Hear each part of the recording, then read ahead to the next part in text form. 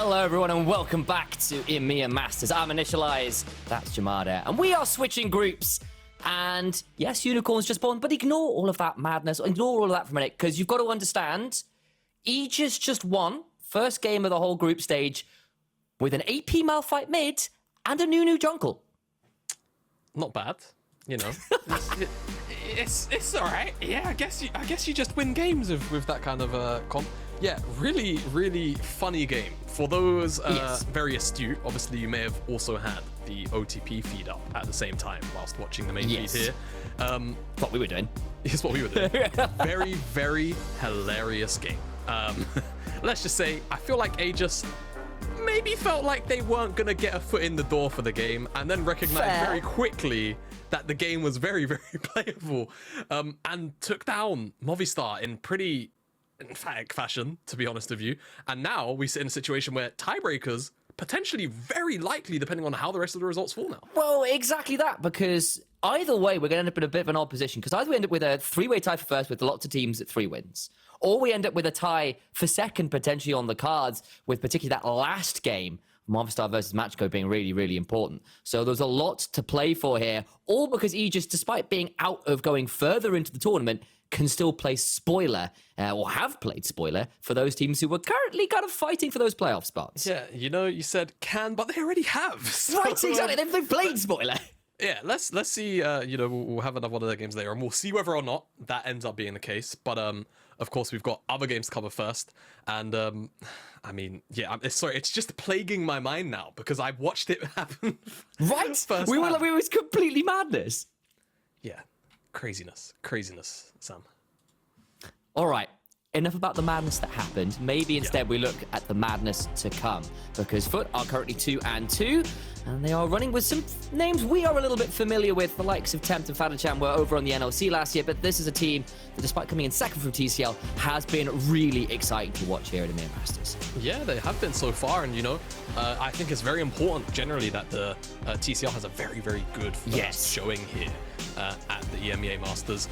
Moving down from the national stage into the EMEA, you know, the Istanbul Wildcats have already qualified first seed over in Group A and in style. So hoping that their brothers in arms, the other representatives here, FUT, can continue in a fairly dominant fashion. 2-2 right now, moving into this game, but definitely still can play for that first seed spot too.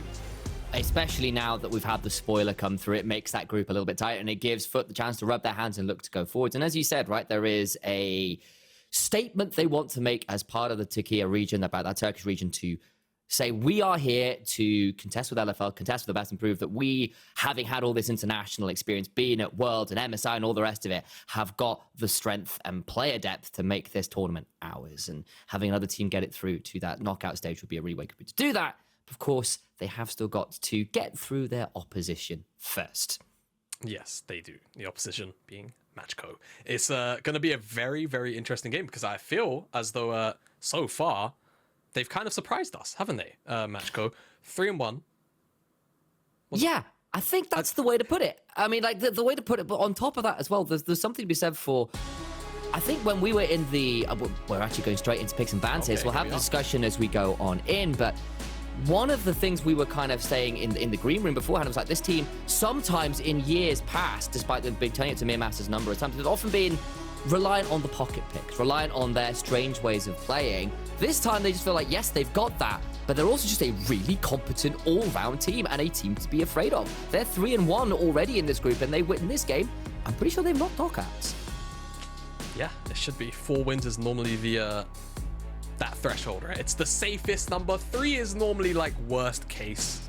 You're playing for tiebreakers, right? So win this for Macko, you know, it's another step in the right direction for the PG Nats as a region. It's been a good couple of years, I think 2.5 years or so, since a team last qualified into quarters from the PG Nats, and Macko could very much make that one happen again. We've flown through the bans. Sejuani, Kled, and Varys for FUT, and over on the opposite side, we see the Vi, Olaf, and the Draven. So that leaves the Wukong up and available as probably the best jungler on patch. No big surprise. And now it's about whether or not Macko want to go towards the Xayah, or whether they want to go towards the Jinx. Those have been the 2 AD carries which have effectively just been hardcore prioritized as we've moved over to 13-6.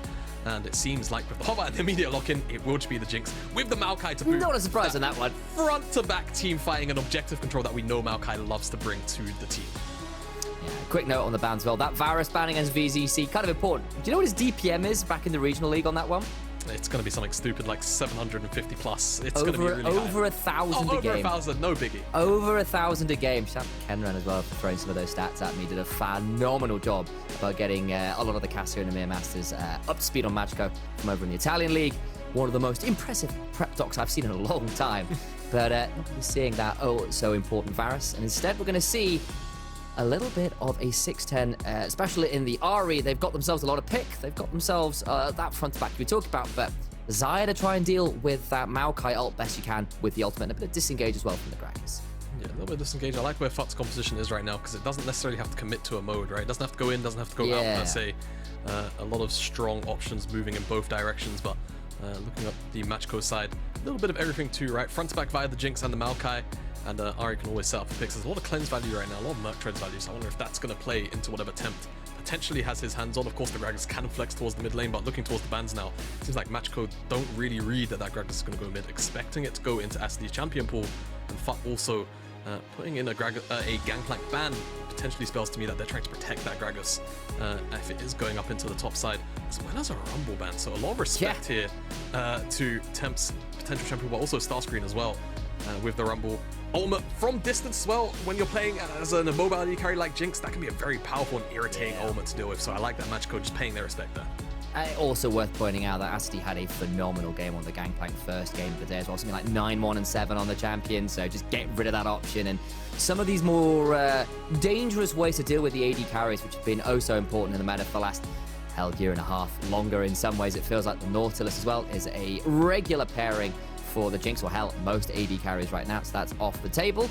We're left with a look in at potentially something spicy for support. But first up, maybe think about that blind pick Santi, and it is locked in. Does StarScreen have something they want to run into that man in the top lane? Yeah, I wonder what we'll get out of the top side matchup here.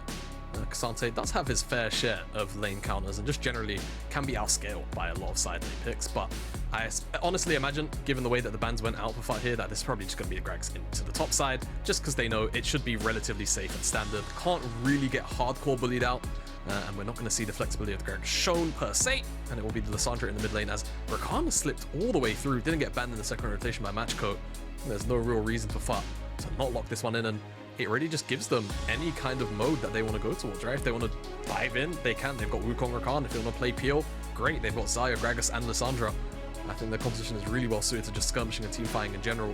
Doesn't necessarily have too many major faults in it. Scales quite well into the composition as well. It does a little bit of everything. So Macko need to find something to try and break the game a bit here. You need to be very wary of the number of angles you can come in from, right? Like, FUT have got so many ways to come in invisibly with the Wukong, over walls with Lissandra and Gragas and Rakan, and this Jinx, it's going to have to be some good dancing feet. Okay. A last pick, Blitzcrank, we saw it the other day. We'll see it again here.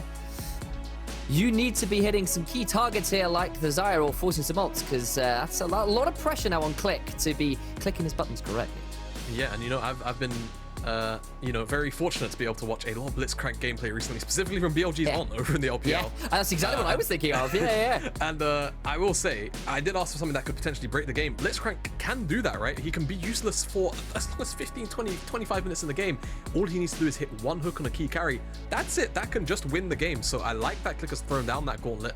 I feel like Macko, I won't say they're in a hole, but I feel like composition to composition, it's very hard to navigate in terms of the strengths that you can actually look to leverage. You would think, front to back objective control, sure, great, but where do you ever get priority with these lane setups? It's very difficult to ever get to an objective first to utilize that strength. And in the early game, the setup now at the very least lies in the bottom side where you've got Maokai plus Blitzcrank and you can try and shut down the 2v2 and snowball this Jinx to get yourself some kind of platform in the game.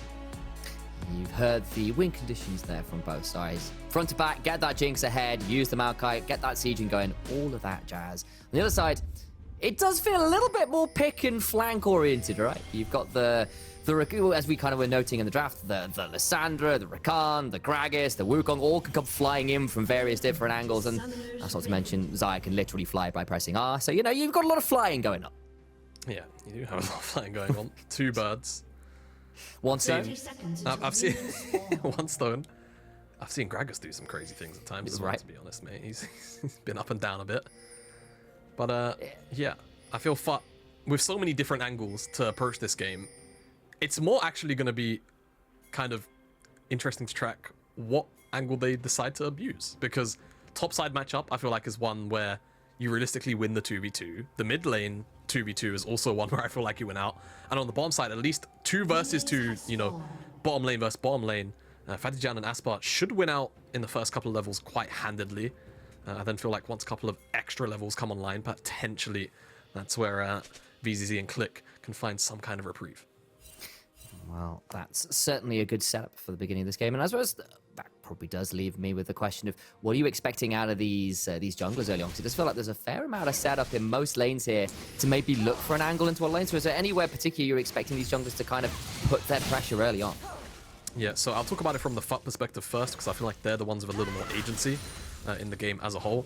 I think Mojito has 2 options, right? I think you can proactively look effectively through the mid lane or on the bottom side. It's one of those angles I was talking about, the level 1, so powerful for Xayah and Rakan. They blow the cleanse super early out of VZZ. That could potentially be very, very useful for an all-in if Tempt is able to get out of lane. But I think for Mojito, he can do one of 2 things. Attack this bottom side because the 2v2 is so powerful early on. Mid lane because you've got the setup through the Lissandra. Or you just look to man-mark Cboi. Ensure that Cboi never attacks a lane without you being there. Look at that flash. Asper certainly not willing to wait around that level 1, as you were saying. Goes right back in the moment that cooldown's up and forces the flash out of EZZ and the level 2s and 3s. And you can start to look again now. You've got things like the battle dance to jump in and out. Excellent early aggressive plays there from FUT bot lane. Yeah, really, really solid stuff. And now with no summoners on the Jinx, she becomes a very easy dive target in the next couple of minutes. We'll see if Tempt can find that window, especially once the level 6 comes online, but before then as well. Because the flash, the timer for Tempt, right? Tempt should be hitting 6 around sort of 6 minutes on the dot, more or less in the mid lane. BZZ's flash should still be down right into the 7th minute of play, so if they can sneak down there ASAP, that window should be available to them. Could be there earlier as well. We'll continue to see.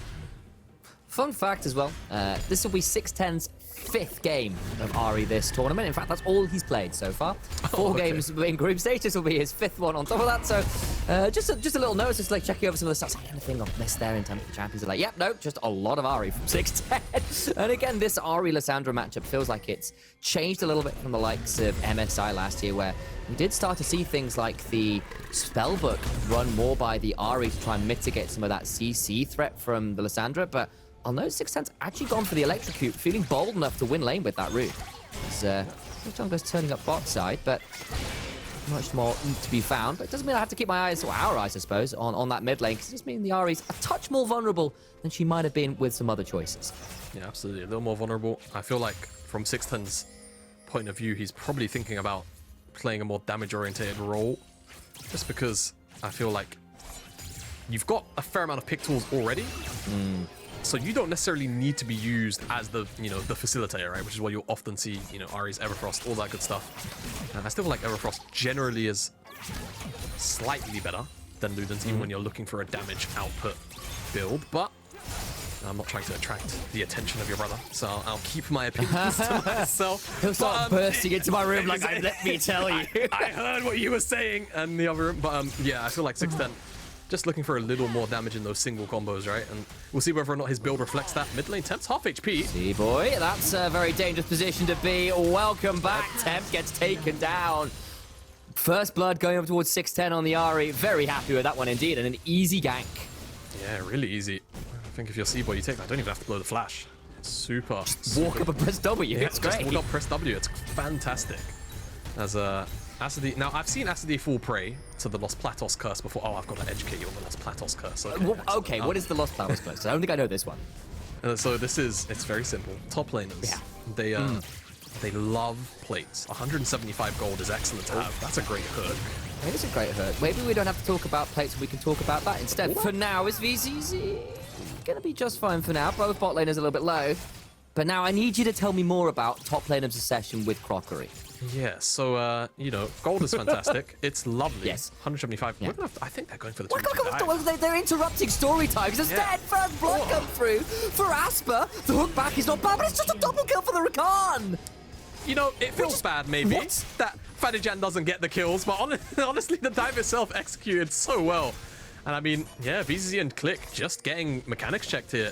2v2 in the lane. And even before that, when they went in beforehand, VZZ probably would have been solo killed. I believe that Fatihcan was out of mana, so he couldn't actually get the root caller in, but dive, super easy. Kills him off with the Q, Asper, and then he gets whipped back in. And I think just a cheeky aura attack in the mix to that before he dashed back to Fatihcan, gave him the kill credit. Yeah, we were busy talking about plates and crockery and top layers, and we were on the absolute other side of the map, and Asper was just having none of it. Blew the flash on VZZ at level 1, and then comes away with a 2v2 tower dive to claim a double kill. Oh no. Tempt flashes away, but there is no safety. 6-10 even ups the kill score. Goodness me, 6-10, great aim. Also Tempt, has to be said, kind of just flashed in a bit of a straight line, didn't he? Right. Nice path maker. Just a fair amount of work. They're going to drag him straight back by going all out. StarScreen needs to be a little bit afraid. Gragas dressed up, but it looks like maybe for his own funeral. Over the wall, Asadi goes. His footwork is immaculate. Just can't drink enough. The number paying StarScreen taken out in a 1v1 in topside.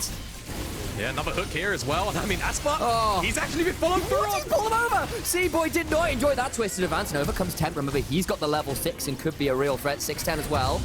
Nearly out of mana. We'll clean up some with the honey fruit. Over the wall goes the claw. Roots down 6-10. There's the ultimate. No cleanse. No spell book. No way out for Ahri. Yeah, all right. 6-10 gets claimed by Tempt on the way out. Really hard to get away from that. If you don't flash the Ring of Frost immediately, you just get CC'd 100-0. So feels a bit bad. At the very least, FUT can claim something after losing that dragon. But really, really crazy state of affairs. Asadi again almost gets claimed by the curse of Los Platos. So, yeah, story time. Let's go. Third time's a charm. Third time's a charm. Los Platos is a very common curse amongst top laners in particular, where they just really, really love 175 gold. And they will do some crazy things in order to achieve that 175 gold per plate. Are you talking about yourself? Just to clarify. I never fall victim to the Los Platos curse. No, I would never do that. Okay. You know what? I'm not going to check your op.gg. Just I won't do that. Actually, I don't think you should. I mean, it's better left away from yeah, don't need to hurt myself like that. No. Anyway, yeah, 175 gold. Yeah, very, very important. And we've already seen Asadi fall victim to it. Not this game, but previously. Now, speaking of falling victim, I feel like FUT, even if they get the Herald, they might lose this fight. Here comes Tempt, though, to make this an even numbered affair. Mojito taken low, but not out. Flash away with the Cyclone on Asadi, pulls someone back with the Q3. And story time every time is just interrupted. Tempt falls down. And flash from 6-10 makes it a 10 out of 10 this game. Feeling fantastic on this, Ahri. Yeah, all right, not bad. Ahri picking up loads of kills here. 3-1-1 already. Pretty decent CS considering how much fighting has been going on. That's a dive. He's so low, it just doesn't matter. The ult comes down, can still pull back the feathers. Maybe Fatihcan gets that one, and now in the 1v1 versus VZZ. Doesn't quite win it. The minions aren't there, and it goes to be a 2-for-1 this time. Just a touch too deep. Single-digit HP from VZZ. I think if we get a replay of this dive, observers have to know exactly how much he had. Back to the Herald. But, here we go. Back to the Herald. It's where it all kicks off. I think for Macko, this could go a lot better, a lot faster if Asadi had the all out. But of course, found it in the solo bowler earlier. Mojito just buys a lot of time, but Tempt as well. Same thing. Too scattered. No one can really get enough damage onto Cboi. And unfortunately, as soon as Macko actually start coordinating with each other in terms of where they want to get their damage in, they just find it super easy. As down here, it seems like we actually missed the exchange. Because Asper has his ultimate on cooldown. So, looks for the dive and the knock-up. I mean, it's actually still sidestepped by ZZZ. It's actually quite nice that FLICKR still manages to get the power fist in. But VZZ, it's ridiculous how little HP he's still got left. But he just about manages to make it out alive. He finds himself a kill in a situation where he probably should have died.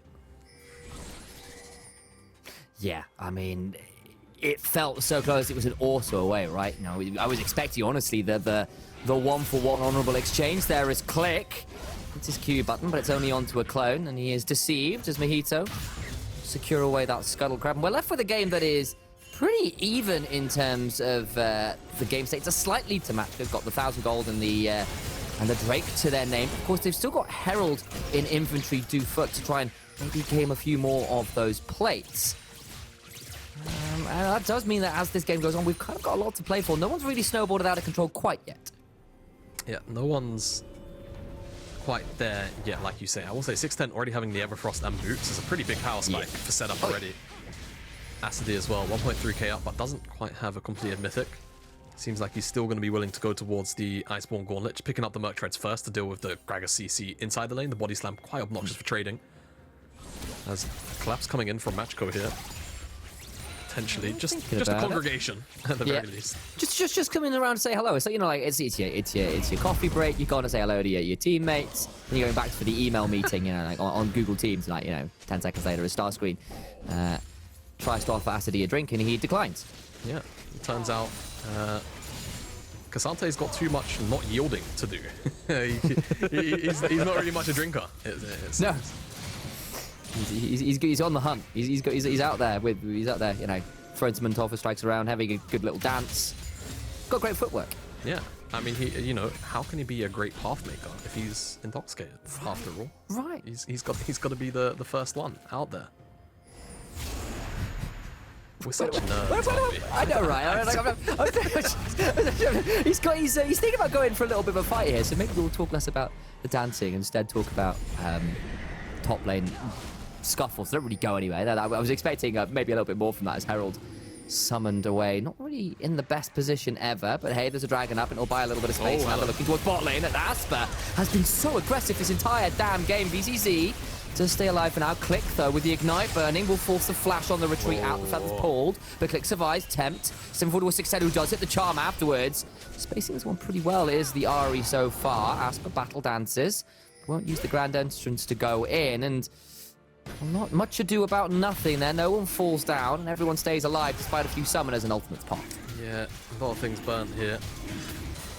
But crucially, FUT just can't quite get towards that bottom side tower as a unit in order to just execute on that dive.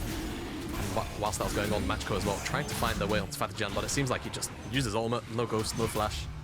Yep. Made his way out pretty comfortably. I like the idea, but again, you know, trying to go on to Click, even at this early stage, just having the Merc Treads, it was enough to walk his way out of the charm. And the rest for damage. Mojito. If at first you don't succeed, maybe we just try again as Click gets knocked up with the grand entrance. Trying to be taken out with a W running, and Fatihcan will throw enough feathers to bring down the robot. Yeah, exactly. They needed Fatihcan the last time on the dive, but Cboi is holding him off. This time around, there's no tree. And all right. Yeah. It's not a curse about Lissandra, because we've just been cursed every time we brought it up. But we were told by producers before the beginning of the day that they've got something new on the HUD. We've got 20 seconds until what might be a little bit of a turret plate special pop-up thing on top of our screens. I've never seen it before. You've never seen it before, Jamar, but I've been told to keep our eyes out. So we've got a little countdown. 5 seconds, just over, to see whether we get this little pop-up. 4, 3, 2, 1. Where is it? Oh, that's pretty. All right, shout out the HUD team over in Europe doing phenomenal work. Look at that. Wait, but how does 6 plates end up? I guess it's some shared gold stuff. Oh, I wonder if there's like a decimal in the number, and it's actually like 6 is the weird. Yeah. Anyway, every time we have story time, Click tries to make us time. Literally like that. Oh, it's a horror story. Jump scare. Mojito's going to get out and out there. Will flash away and stays alive. Was spinning to win as he goes, but 610 has had enough of this. Misses the charm. Can't quite get enough damage down. Asper, though, secures the kill regardless. And Macko make Mojito jump out of his skin and into the grey screen.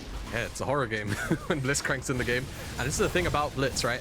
We asked for a game-breaking pick because it felt like FUT kind of had a lot of different avenues to approach this game, and Blitzcrank can be just that, because all he has to do is just hit birds, like when you're playing TFT, you know, just hit the unit you need. And in this case, it's just hit any champion you can with Rocket Grab. Mojito, I mean, imagine if he just in that single frame kites up and the blue buff gets grabbed. Could have saved him. Obviously, wishful thinking. And then the fight continues, and you think, oh, this looks like an easy pickup for 610, but turns out Mojito's got a little bit of healing to him, and I began to wonder whether he might just escape, but Asadi had enough of that. Yeah, Lissandra was just about to get him out until Asadi was there to just clean up that final bit of health, and Macko, with that team fight going their way, finally kind of just evens the gold even further back in to their favor. But a couple of decent leads, specifically in the bottom side. I think, to me, bottom side lane leads kind of matter in this map a lot more, just because of how powerful a lot of the AD carries are in the mid game. And Fatihcan already approaching that 2-item spike, whereas for VZZ, just barely gone over the line with the Gale Force and the Berserker Grease, so going to be a little bit further behind on the curve for now. Yeah, I think a couple of those earlier dives definitely kept Fatihcan slightly more ahead of the curve. Of course, that turret going down there as well. A lot of gold going over. Of course, you know, VZZ was still farming well, still not miles behind, but definitely was under pressure, shall we say, early on, mainly because Asper was playing like an absolute psychopath. You know all those birds that fly into the window? That was basically Asper this game. Yeah.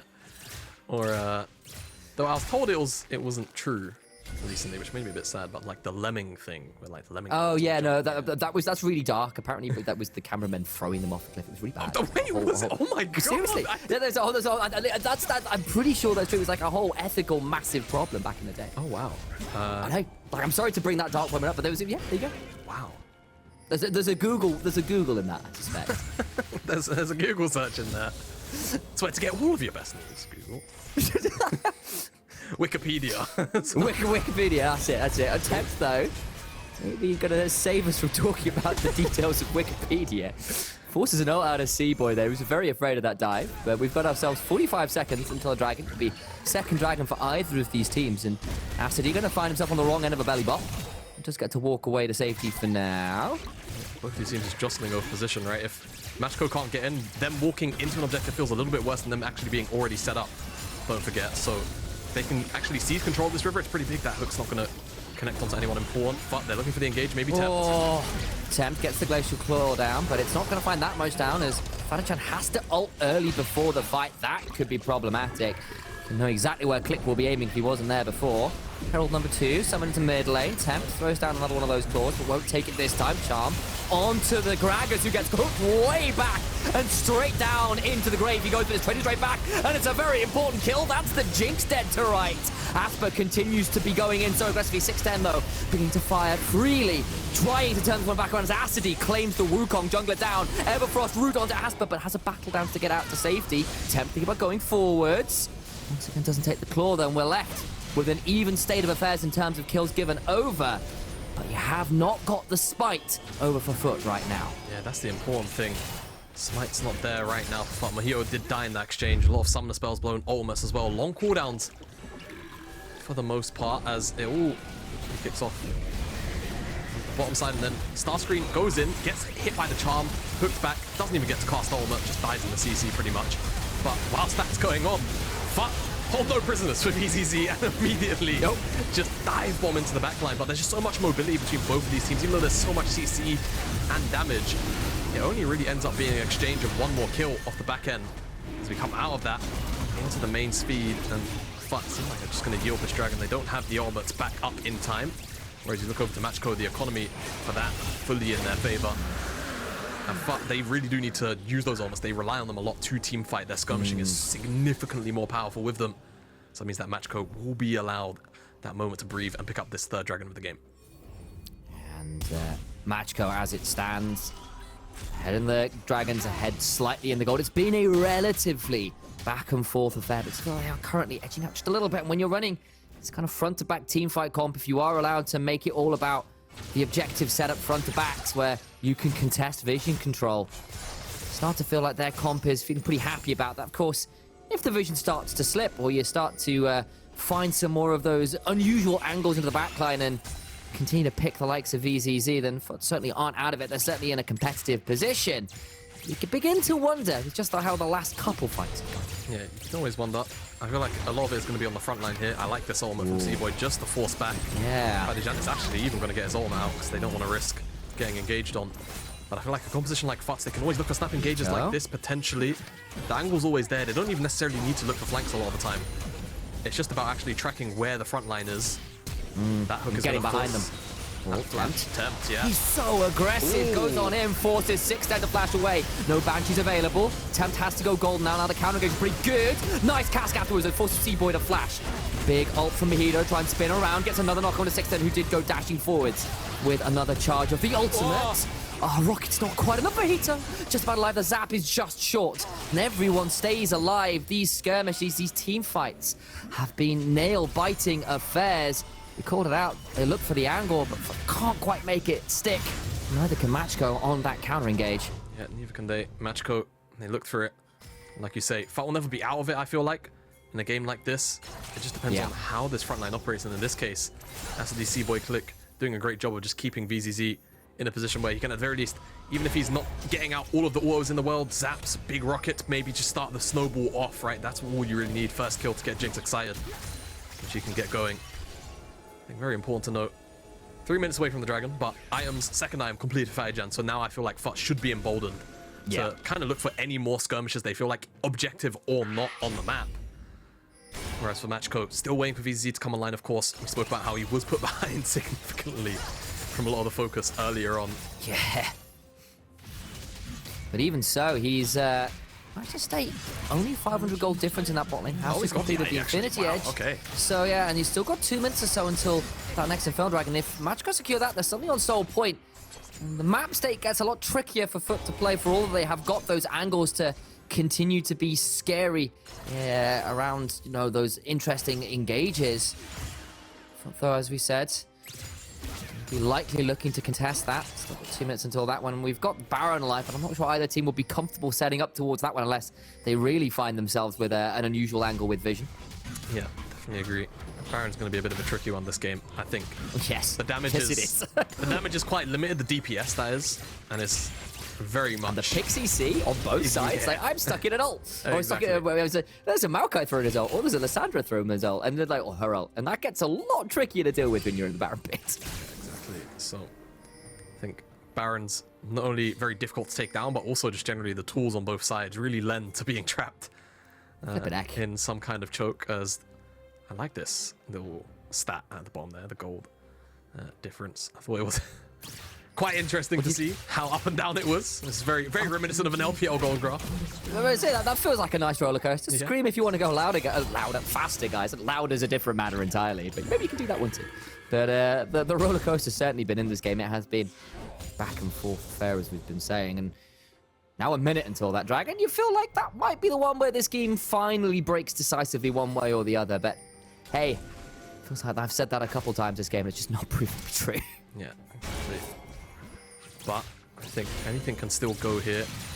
Big thing, again, key for Macko, the way that they win more team fights than lose has to be if they're set up first. If it is FUT moving forward, again, you know, they don't necessarily care. They can go forwards, they can kite back. I think they're complements to both. But for Macko, moving forward without the resets just feels really, really painful. So if they can set up base, saplings, make it really awkward for FUT to approach this dragon here, for example, they're the ones that get to make the choice of engaging.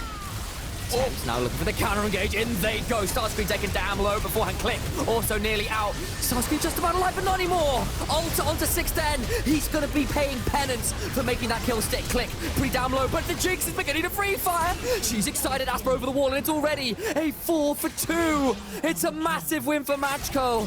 VZZ stays alive, and it's only the support that remains on the side of FUT. Soul points secured for Macko, and a very important fight for them. Yeah, it's just so difficult to ever get onto VZZ. The front line does such a great job. Mojito does his best to get on top of him, but I think it's the Gale Force that just creates more space again. Frontliners return back to defend their AD carry, and it's too difficult. Starts off as well. Rocket grab, this is what we spoke about. They needed these rocket grabs to hit. One on StarScreen, Tempt goes in, and then they're kind of just trapped in this front line with the Maokai armor. Can't move, no one's on top of VZZ. Kill secured as well by 610 over the wall. And even over here, finds a really nice engage. It's inside a choke. No one's able to follow up because the key people that can follow up are already dead. And VZZ just opens up. We come back to live to see the Baron's been taken as well. And now Macko find themselves with Soul Point 5,000 gold and a Baron to boot as well. They are very happy in this game, and you suddenly blink and you miss it. That Cassante is 604, 4,000 gold ahead. An absolute nightmare to be dealing with. Kind of hadn't really been paying that much attention to Ashley, and perhaps that was a mistake. As we said earlier on, the first game of the day went to 9-1 and 7 on the Gangplank. Has been on fire today. Very on form. A lot of mojo flowing through him today. 604 definitely reflecting that 4,000 gold up. That hook nearly connects, and with that Gargoyle stone play as well, it's even more obnoxious to kill him when he's in that all-out state, just because you get such a massive shield, I think. I mean, I've been playing a lot of Laui and going that item third. It's about like a 2,000 shield with that much HP. It's pretty ridiculous how much extra HP you can get. You might see an effect here because that's a hook onto StarScreen. Did not enjoy that at all. He's going to be deleted, and that gets Jinx excited, and the forward momentum can continue. Fatihcan just can't run far enough. 610, looking for a blast cone maybe to go further, but will not take it quite yet. They'll take the 2 kills and continue to shove him with this Baron buff. Yes, they will take whatever structures they can on this push. 610's going to go to the mid lane, spread out the Baron, potentially get that tier 2. I mean, with Fatihcan dead, I wonder how far they'll be willing to go. I expect just this tower, inhib if they can force it in front of these 3. I expect they will be able to rotate over, get a second one as well. Really good looks from Macko. I say that. They're not moving towards the mid lane. They're staying down here for this Nexus tower. The Italian representatives looking to take their region to the knockout stage of EMEA Masters. They've won so much regionally, and they might be making it an even greater achievement here today. There's only a couple Nexus turrets between them and glory. How far can this team go? How far are they willing to go on this shove? A charm onto StarScreen. Another hook onto StarScreen. He's been eating them all day long. Cboi goes forward. Fatihcan is dead. 610 gets another double for VZZ. They've done it. They'll lock it in. The Italian representatives pull off a massive win for them. The Turkish representatives head in hands. Macko, 4-1 in groups. Absolutely fantastic stuff from the Italian side. And they're going to book themselves a ticket to the quarterfinals. Excellent, excellent game from them. It looked a little bit dire in the opening stages, right? VZ falling so far behind. You expect him to be a massive output of their team's damage, and he certainly was, but it was the solo laners that really held things together in the early stages, and then the front line really clicked. And so did Click, actually, hitting so many hooks. I think everything just fell in place, and for FUT, a very frustrating game where they could never really get the kills going in the way that they needed to. They couldn't necessarily use all of those strong engage tools to layer in on top of the targets that had to be killed in order to have a successful team fight. And I think a lot of that was played in effect because of the top side from Asper too. You know, we were speaking about him right before that Baron Siege started. Very, very powerful. Found himself solo kill here and there.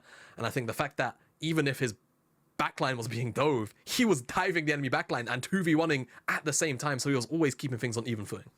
It was incredible to watch. It was really, really well played, and I think I just got word from production that we are ready for an interview with none other than, I believe, Cboi, victorious jungler. Long time no see, my friends. The last time I was talking to you would have been spring last year, and now here you are locking in quarterfinals for Macko, for the Italian representatives. How does it feel, man? Congrats on the win. Thank you. It's pretty nice being in quarterfinals, but our goal is not just to go through quarterfinals. Our goal is to get first in groups, and we have one more game, so job's not done yet. And yeah. I mean, absolutely. I mean, Naka is looking forward, I suppose, for all that Macko have been a very dominant team regionally.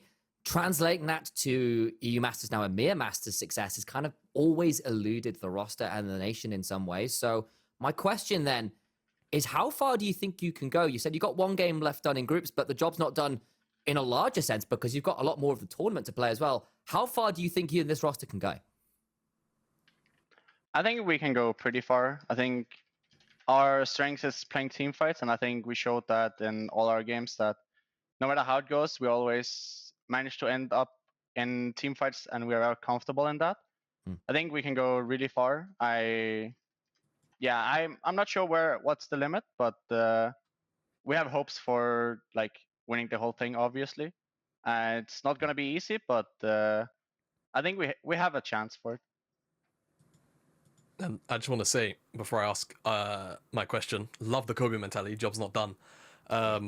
You know, you still got to play Movistar later today. Let's assume you do finish the job off and you secure first place.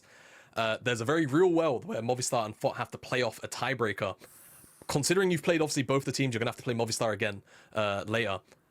If they do end up in a tiebreaker, for how you feel they've played, which of the two teams do you reckon will make it out of the group alongside you?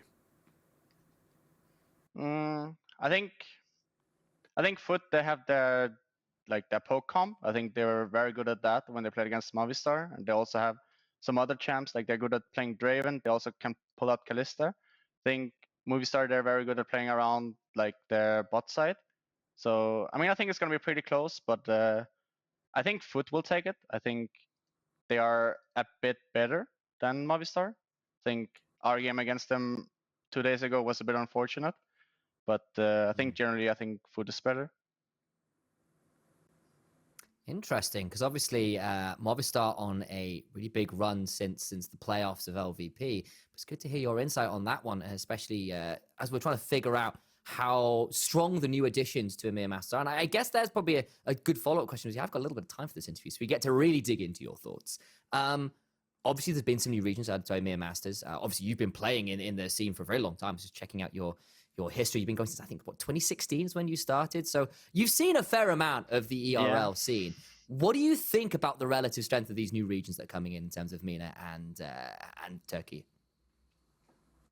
I think Turkey was always a strong region. Like when they were playing MSI and Worlds plans, I think they was one of the teams that you had to watch out for that could do an upset to the major region teams. And so I think that region is very good. I was very surprised by MENA. I think GK did very good this EU Masters. They did a lot better than everyone expected, I think. And it's nice that the new regions are coming in, so it's not just the LFL winning everything, and then sometimes there's NLC in finals, sometimes there's LVP in finals. It's nice that there are new teams contending for EU Masters or EMEA Masters.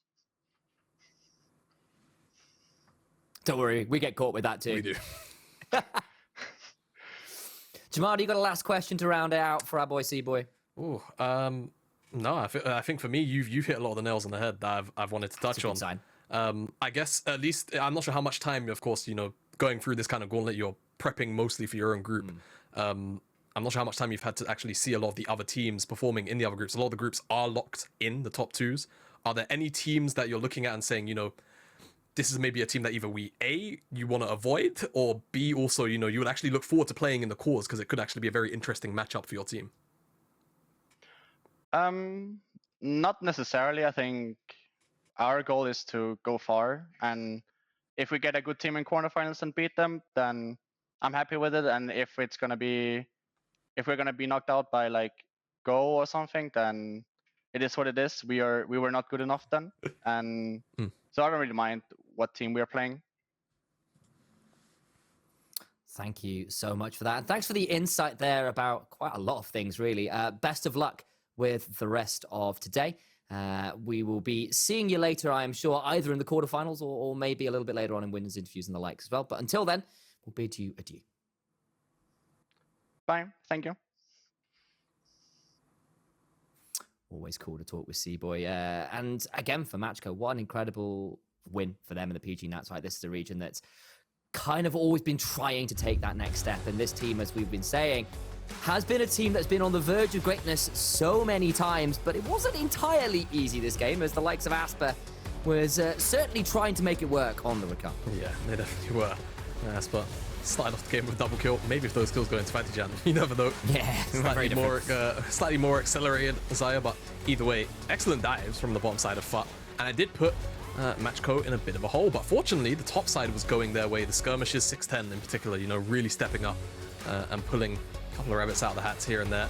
That's one of the dives as well, where if this maybe goes the way, again, the game continues to feel very difficult for Macko, but things turn up their way, right? And sometimes you may need a little bit of fortune, and this is one of those moments that attack was about to fly out from Fatihcan there. VZ survives, gets himself the kill, and off the back of that, it pretty much just felt Macko all the way, right? They set up around these pitches, or patches rather, of fog. Click was always hitting really solid rocket grabs. If not onto squishies, then onto the core front line, right? StarScreen ate so many Qs from Blitz this game, and it just made it very difficult for FUT to play, and subsequently very easy for Macko to just pick apart the entire team composition.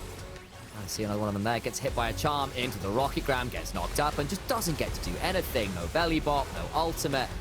The turnaround is good, right? You get VZZ, but it's almost too little too late. And Asper at this point was already getting pretty scary in 6-10 with those early kills in the mid lane. Yeah, you've killed the Jinx, but it's not like they're out of damage entirely. Yeah, no, not when you've got the resets from 6-10 coming in, and Asper as well. Cassante just spikes so hard at that sort of item and a half, level 11 kind of point in the game onwards.